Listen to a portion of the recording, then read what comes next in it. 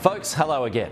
It was just over a month ago, in a big televised announcement, that US President Joe Biden praised British Prime Minister Boris Johnson and the Australian Prime Minister Scott Morrison for signing a new partnership called AUKUS.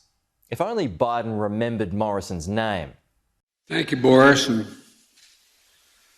I want to thank that fellow down under. Thank you very much, pal. Appreciate it, Mr. Prime Minister. Anyway, it signalled the beginning of a new era of intelligence sharing between the three nations, and for Australia meant a green light for nuclear-powered submarines, which, unfortunately for Emmanuel Macron, meant a $90 billion contract with France was torn up. At the time, Biden thought AUKUS was historic. Our nations and our brave fighting forces have stood shoulder to shoulder for literally more than 100 years. Fast forward a month and a half to this week, and under sustained criticism from the French for being cut out of the bromance, Biden backtracked, throwing Scott Morrison and even his own administration under the bus. I think what happened was, to use an English phrase, what we did was clumsy. Clumsy? Anything that was as meticulously planned as AUKUS could never be described as clumsy. The seed for that alliance was planted at the G7 meeting in Cornwall in June. Since then, the three nations have carefully worked through every detail.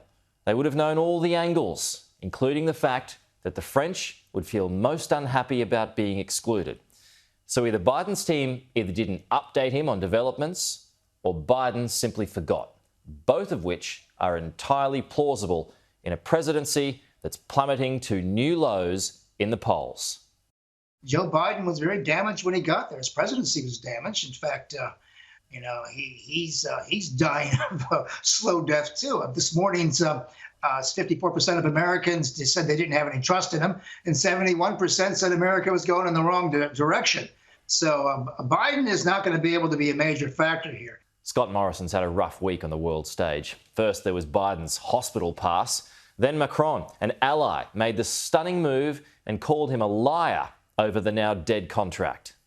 You think he lied to you? I don't think. I know. The French are clearly fuming, but like Boris Johnson said a few weeks ago, they need to get a grip. What I want to say about that is I just think it's time for some of our dearest friends around the world to, prenez un grip about all this. Contracts end all the time. It's part of business. Deals go bad. Truth is withheld or bent every day in the field of diplomacy. Australia has to act in its own interests, not France's. And if they have hurt feelings over it, even though they'll get handsomely paid for the early end of a contract, then isn't that on Paris? But it does seem odd. After all, aren't these the same folks who blew up the Rainbow Warrior and took 30 years to apologise? My view is this is a shakedown. The French are using this as an opportunity to get other deals. They said as much last week when they released a statement following a testy phone call between Macron and Morrison.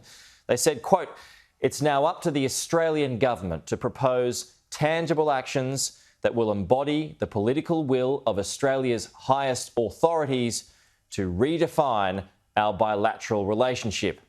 In other words, give us more money and buy more of our stuff." Folks, please support this channel by liking, sharing and subscribing below, and I'll see you next week.